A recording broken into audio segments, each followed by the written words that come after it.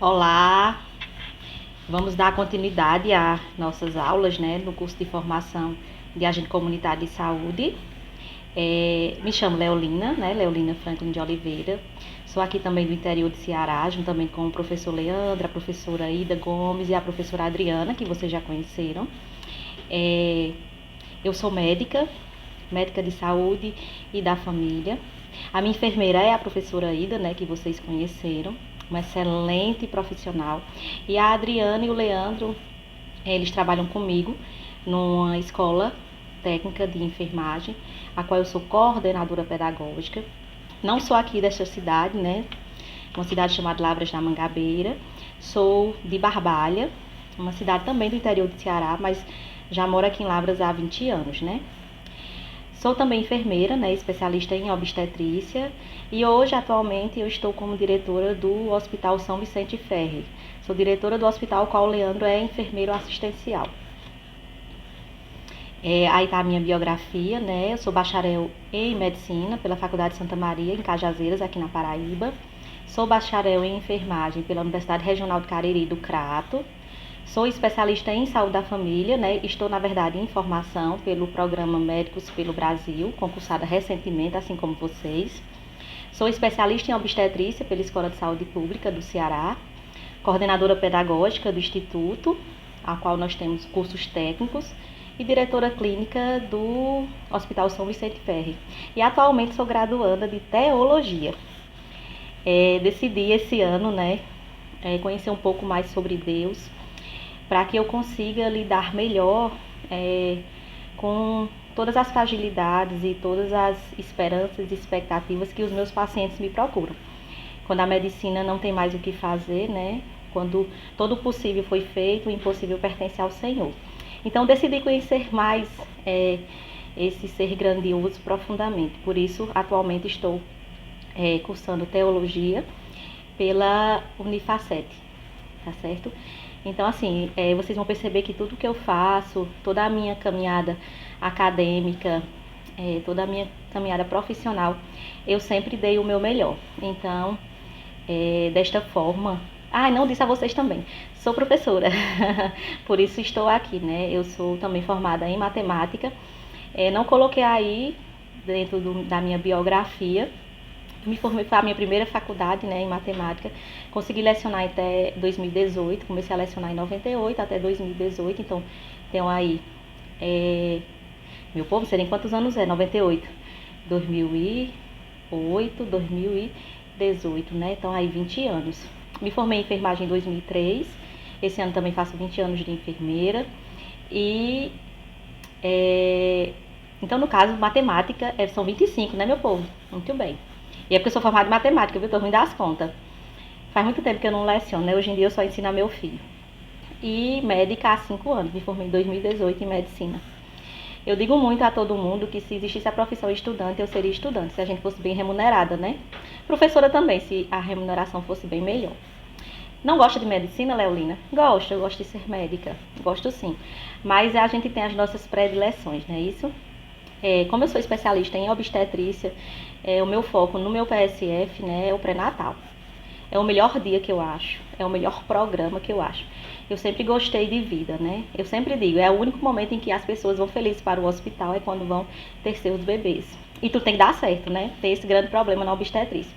Mas é realmente uma paixão que eu tenho. O ato do parto. Prefiro o parto normal, o parto natural, mas entendo demais que há aquelas complicações que são necessárias, os partos cesarianos com as intervenções. Mas para quem já acompanhou, quem é mãe, sabe o quanto é bom, né? E o quanto é importante a gente estar participando daquele momento. Então sejam bem-vindos a essa aula.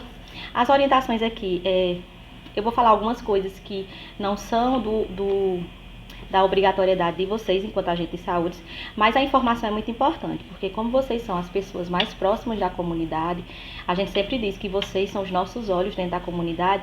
Às vezes as gestantes, parturientes procuram vocês sobre algumas informações, e se vocês souberem, né, informar é muito importante.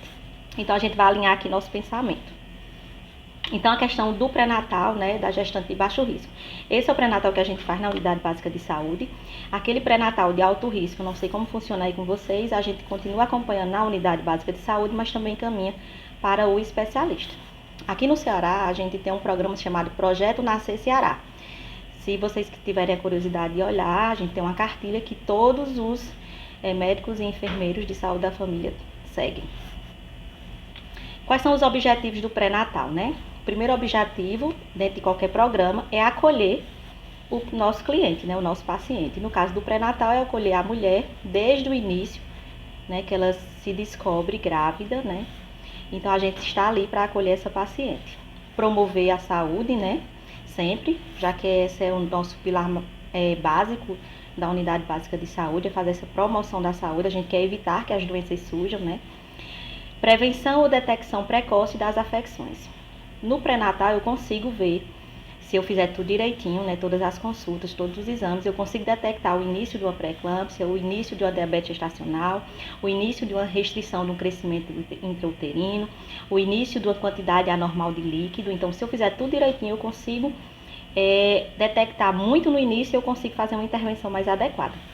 Além do que, melhorar a qualidade de vida e cidadania dessas nossas gestantes, né? É um momento único. Para quem já gestou, para quem já engravidou, é um momento único. A gente é plena, feliz. É quando somos felizes gordas, né, meninas? Porque tem outra pessoinha ali. A gente não se preocupa tanto com a beleza estética, porque a gente está participando do momento divino, que é gestar outra vida, né? Eu digo sempre, a gente está participando da criação junto com Deus, né? Deus nos criou, eu creio, e a gente consegue, enquanto mulher, participar desse momento. E isso é grandioso. O diagnóstico de pré-natal, né, da nossa gravidez, como é que ela acontece? A mulher se vê em amenorreia, ou seja, está sem menstruar, tem esse atraso, né, e na qual você se expõe ao risco de uma gestação, então você tem que ter tido uma relação, você faz o exame.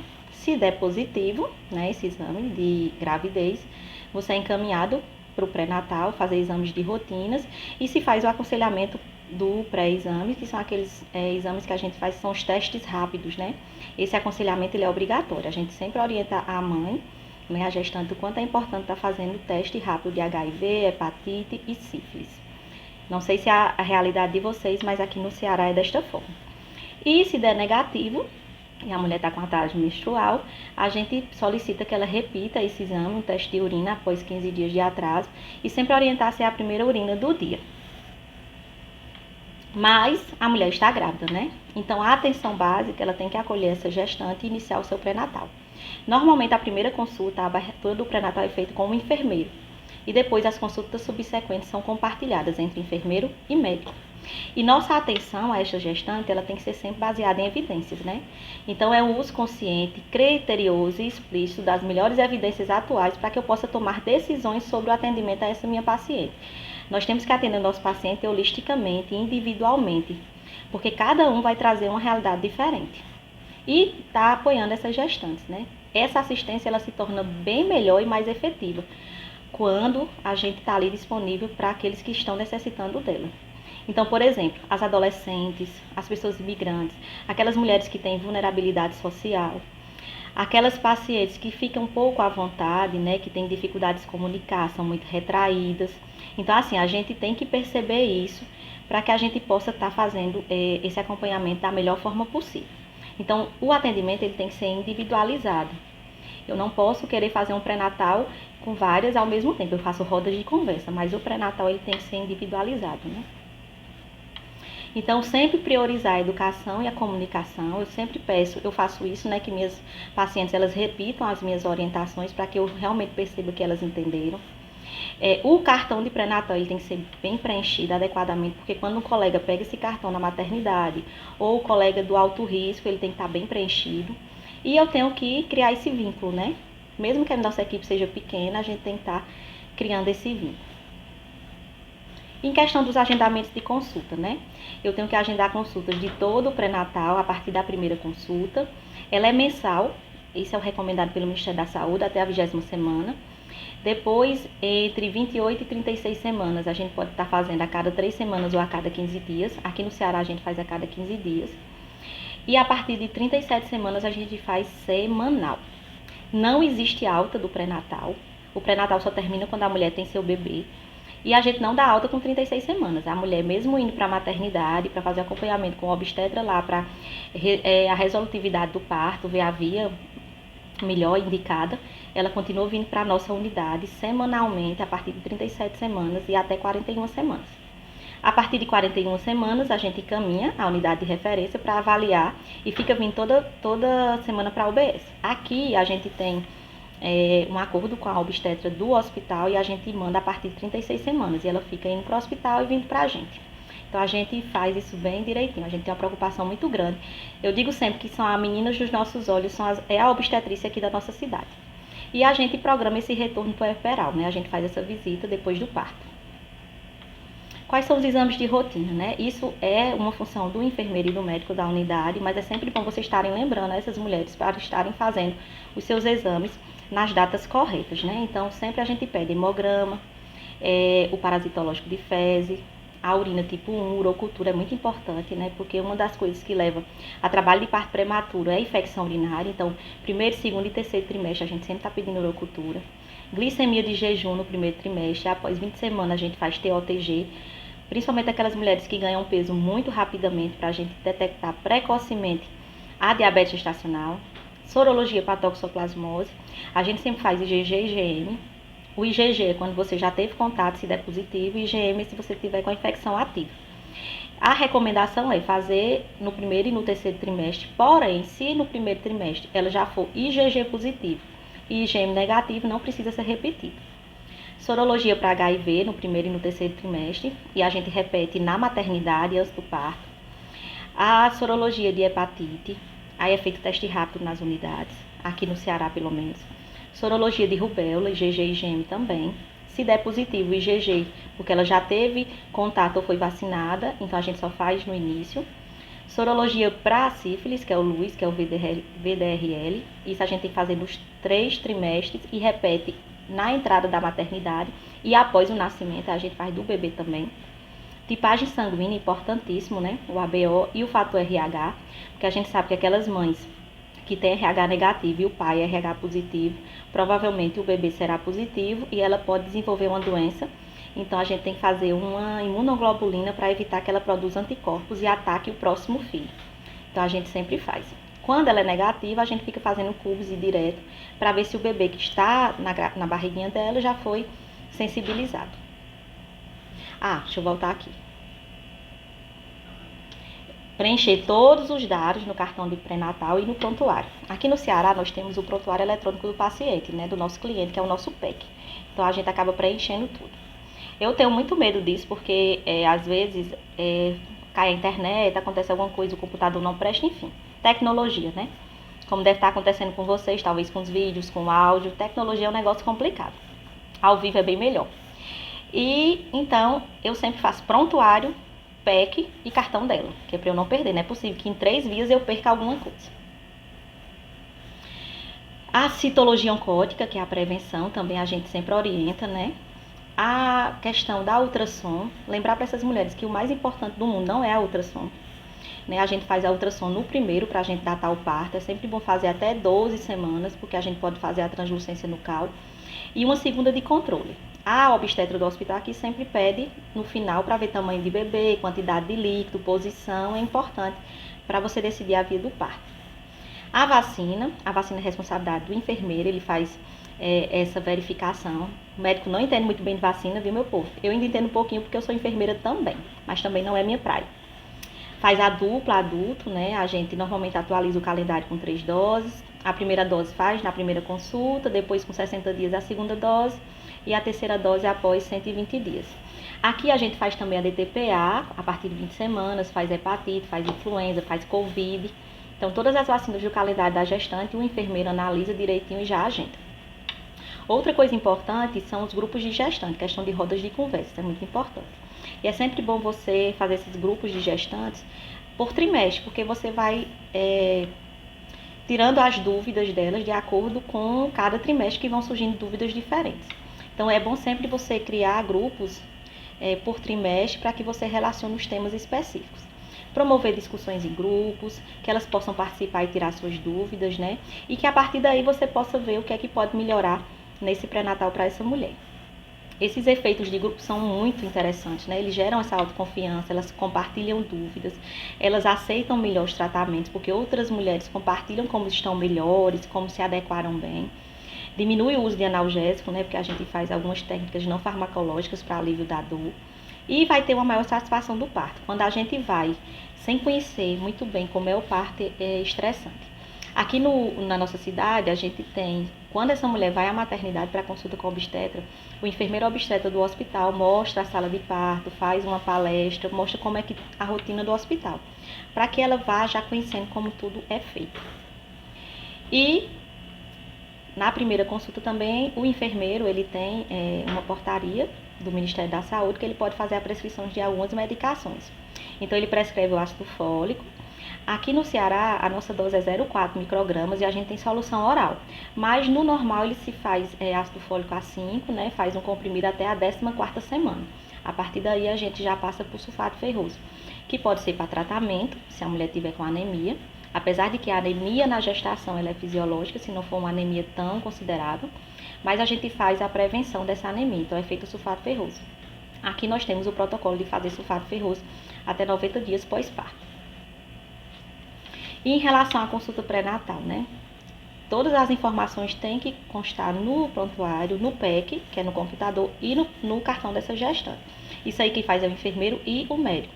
Mas é sempre bom vocês olharem se está preenchido direitinho. Questão da idade, a anamnese, ver os antecedentes familiares, ver se essa mulher tem alguma doença e o exame físico que é feito lá. Importantíssimo, pressão, peso, índice de massa corporal, ver a altura da barriguinha, olhar os membros se está em edema ou se não tem, isso é muito importante. Normalmente, no exame físico, a gente mede a altura do fundo uterino e à medida que a mulher vai ganhando semanas de gestação, essa barriga vai aumentando. Isso é muito importante, porque as barrigas pequenininhas, a gente sabe que o bebê talvez não esteja crescendo adequadamente, ou a quantidade de líquido é pouca, então é muito importante. E a questão das consultas de rotina, né? O retorno. Sempre aqui eu já agendo minha gestante e a minha enfermeira também agenda a gestante. Então, sempre estimular um acompanhante é importante. Não sei vocês, meninas, mas eu meio que desorientei durante a gravidez, então sempre é bom você ter outra pessoa para ouvir a orientação, senão você acaba não gravando tudo, porque é muita informação, né? Então, sempre estimular um acompanhante para vir com essa mulher. De preferência, o acompanhante que vai acompanhá-la durante o parto, isso é importante. Sempre reavaliar os riscos, atenção às queixas dessa mulher. A questão das consultas de retorno também são muito importantes, né? Orientar os sintomas comuns, preparar essa mulher para o parto. Lembrar do exame físico, que é o peso, pressão, edema, altura do fundo uterino, a apresentação do bebê, os BCF são muito importantes, tá auscultando esse bebê. Lembrando que normalmente a gente só consegue fazer a auscultando dentro da UBS com o nosso sonar a partir de 20 semanas. Em relação às queixas mais frequentes, pronto, é isso que eu queria que vocês prestassem atenção bem, porque provavelmente vai ser a pergunta delas a vocês. Em relação às queixas, né? Normalmente náuseas, vômitos e tonturas você sente até 14 semanas. O que é que a gente pode estar orientando, né? Orientar ela a fazer uma dieta fracionada, ou seja, comer pequenas porções várias vezes. Então, normalmente a gente orienta 6 refeições para gestantes. Preferir alimento seco, principalmente no início da manhã, que isso diminui o enjoo. Evitar fritura, gordura, alimento com cheiro muito forte, que isso piora o nosso enjoo. E ingerir líquidos nos intervalos das refeições. Esses alimentos sólidos, eles têm que ser leves, né? Muito bom antes de se levantar. Eu sempre comia 3 bolachinhas creme crack antes de iniciar minhas refeições, porque diminui a náusea. O leite frio também. Caminhar após alimentar. E a cabeceira sempre elevada ao deitar, para evitar o refluxo. Evitar café puro. Então, eu sempre oriento, elas tomam café com leite. Doces, frituras também é evitar. E fumar e beber de jeito nenhum. Eu sempre digo a elas, você vai para o aniversário, você não vai comer o bolo, não vai comer o salgadinho, vai, mas isso é uma vez perdida. A gente não vive todo dia de aniversário, nem de pizza, né, meu povo? Então não pode ser uma rotina. E não tem essa história de comer por 2. Diga a elas. Se as náuseas for muito intensas, o vômito intenso, aí a gente sempre orienta procurar o hospital, né? Tem mulheres que desenvolvem uma doença chamada de hiperêmese gravídica, que é vômito excessivo. Então elas podem perder peso, podem desidratar. Então é melhor solicitar uma avaliação médica. Em relação à cólica, flatos e constipação, né? Ver nas cólicas, se não é contração uterina, isso é importante, então é sempre bom encaminhar para o médico. Se as cólicas for eventuais, a gente sempre faz a prescrição do Buscopan simples, né? Eu não prescrevo dipirona para gestante. Se a gestante tiver muita flacidez abdominal, aí aquelas gestantes que já tiveram múltiplos partos, às vezes tem uma barriga muito mole, a gente sempre orienta o uso da cinta, né? Uma calcinha mais apertada é importante. Questão de hemorroides, comer dieta rica em fibras para que as fezes fiquem mais pastosas, evitando que fiquem ressecadas, isso piora. Fazer banho de assento, fazer sempre higiene anal com sabonete íntimo, isso é importante. Eu sempre mando a mulher que sempre que fizer evacuar, ela tome banho, né? Ela faça um asseio, isso é importante. Até porque uma das causas maiores da gente ter infecção urinária é de Escherichia coli, que é uma bactéria encontrada nas fezes. Então, às vezes é contaminação. Ai, peraí, meu povo. Já viu, né? Orientar a dieta rica em resíduos, frutas ricas em fibras, verduras, mamão, ameixa, cereal, integrais, leite, eu sempre oriento. Aumentar a ingesta de líquido, né? Sempre estar tomando líquido é importante. Evitar coisa que fermenta muito, pão, refrigerante, essas coisas não são boas, né? Repolho também não é bom, couve, feijão, ovo, leite, açúcar, porque fermenta muito. Isso para quem tem constipação e muito flatos. Em relação à azia, né? Minha sogra dizia que a azia é porque o menino era cabeludo. Não foi, viu, meu povo? Eu tinha muita pirose, muita azia, porque eu tomava muito café. Então, orientar ela sempre a fazer a dieta fracionada, evitar fritura e beber água gelada. Diminui bastante. Evitar café, chá preto, chá mate, doce, álcool e fumo, porque piora, né? Em relação ao sangramento gengival, pode acontecer, né? Escovar com muita força. Então, fazer a higiene bucal com escova macia, né, após as refeições e fazer massagem na gengiva. E no dentista, é importante. O Previne Brasil, ele orienta uma consulta odontológica, né? Quando você consegue capturar essa mulher para iniciar o pré-natal até 12 semanas, tem que ser feita uma consulta odontológica. Em relação a varizes, né? Evitar ficar sentado ou em pé por muito tempo, repousar com as pernas elevadas, usar meias, né, de compressão, que pode ser de média compressão ou suave. Eu usei muito, mas era uma tortura, viu, meu povo? Mas é importante para evitar as varizes. Cãibras, tive demais também. Ai, meu Deus, eu já ia dormir com uma tristeza profunda, porque eu sabia que eu ia me acordar de madrugada com a cãibra. Então, sempre fazer massagem e usar o calor local, a compressa quente. Fazer flexão no pé e não fazer exercícios em excesso, né? Que é uma das coisas que gera cãibra. Em relação ao edema, quando é fisiológico, aquele que você, à tardinha, tá com edema, por passar muito tempo em pé ou muito tempo sentada, aí você, tudo bem, né? Você apenas evita o excesso de sal na dieta. Mas quando é aquele edema que já amanhece, aí tem que procurar uma orientação médica. É importante. A questão da dor na coluna, a gente sente bastante, porque a gente muda o nosso centro de gravidade devido ao volume abdominal. Então, corrigir a postura, fazer calor local e sapato de salto baixo. Gestante não pode usar salto, tá? E falta de ar e aquela batedeira no peito, que é a famosa palpitação, né? Tem que fazer uma avaliação física e emocional da gestante, às vezes isso é só estresse, ansiedade. Sempre que você orientar o repouso tem que ser decúbito lateral esquerdo. A gente tem uma veia, chamada veia cava, que quando você deita do lado direito, você pressiona e diminui o fluxo sanguíneo para o bebê. Então, sempre que a mulher for deitar, a gestante, deitar lateralmente e esquerdo. Em caso de dúvida, vai no cardiologista. Em relação à fraqueza e desmaio, isso é muito comum também, né, nas gestantes. Orientar que ela não rode bruscamente a cabeça ou faça mudanças bruscas de movimento, né? Evitar ficar muito tempo sedentária, muito tempo em inatividade, muito tempo em ambiente aglomerado, com muita gente fechada, ou passar muito tempo sem comer, isso também não é o ideal. Explicar para ela que para sentar com a cabeceira abaixada, se ela sentir mal, né? Ela senta, baixa a cabeça, ou fica deitadinha no decúbito lateral esquerdo, como eu disse. Respira profundamente e pausadamente. Isso é normal na gravidez, tá bom? Em relação à dor mamária, investigar com o exame de mama, né? Aí, no caso, você pode levar para o enfermeiro ou para o médico. Se tiver tudo normal, não tiver nenhum nódulo, nenhum cisto, você só orienta um sutiã com as alças mais largas. Isso é importante. Eu sempre digo para minhas gestantes que o que faz o peito cair não é o ato de amamentar, é a gravidade. A gravidade puxa tudo para baixo, meu povo. Isso é a lei da física. Então, usar um sutiã com as alças mais largas, porque as mamas aumentam por conta da produção do leite, é importante e essencial. Em relação à cefaleia e enxaqueca, né, medir a pressão, isso é importante, porque um dos sintomas da pré-eclâmpsia é a enxaqueca, e quando você tem os escotomas, que é umas luzinhas que você vê, ou uma visão turva, pode ser uma eclâmpsia, então é bom sempre ver isso.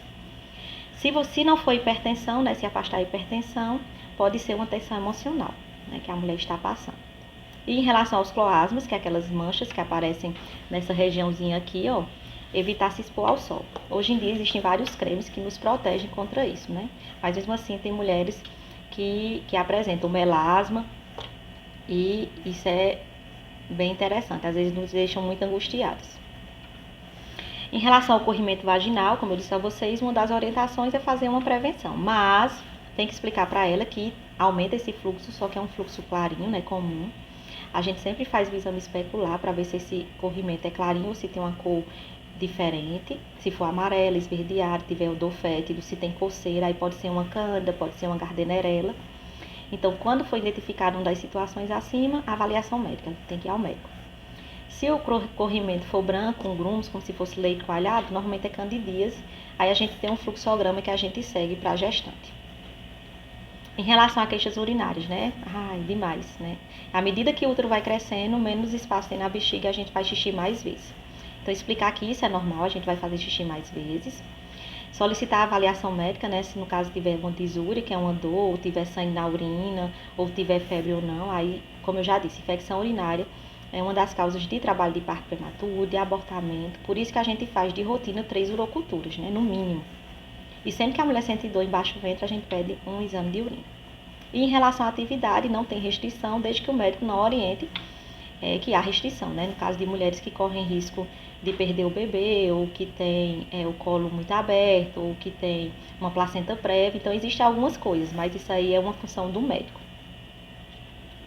Tá bom? Então, é mais ou menos essas orientações que eu queria que vocês dessem às gestantes. Espero que vocês estejam aproveitando o curso. A gente está fazendo assim com muito carinho, com muita dedicação. Os professores são excelentes. A gente sabe que a logística às vezes não é tão boa, seria bom ao vivo, era bem importante. Mas uma das coisas que a gente tem que aprender enquanto profissional de saúde é que a gente tem que fazer sempre o melhor possível com aquilo que nos é dado. Então, espero que vocês estejam gostando, espero nos encontrar mais vezes. Quero parabenizá-los novamente por essa grande conquista. Saibam que não é fácil ser profissional de saúde no Brasil. Eu acho que no mundo, né? Mas no Brasil não é fácil. O SUS é lindo, né? É lindo. Espero um dia que ele realmente se torne aquilo tudo que está no papel, né? Espero que a gente possa colocar em prática sempre. Então, um abraço a vocês, desejo boa sorte, desejo que Deus os abençoe muito. Espero que vocês tenham empatia, espero que vocês tenham sucesso. Desejo poderosamente que vocês tenham muita prosperidade, muita saúde e que vocês realmente se encontrem na profissão de vocês. Não a façam só por dinheiro, façam por amor, porque se for só por dinheiro vocês desistem, porque não é fácil. Ah, Leolina, é muito fácil para você falar porque você é médica, mas eu ralei, meu povo, e muito, viu? Já passei das casas dos 40, ainda tô aqui estudando, ainda tô na luta. Ah, e um recado. Quem faz saúde tem que gostar de estudar, viu? Porque o que eu tô dizendo hoje, provavelmente amanhã não será mais assim. Então a gente sempre tem que estar evoluindo e crescendo. Um abraço a todos. Desejo boa sorte.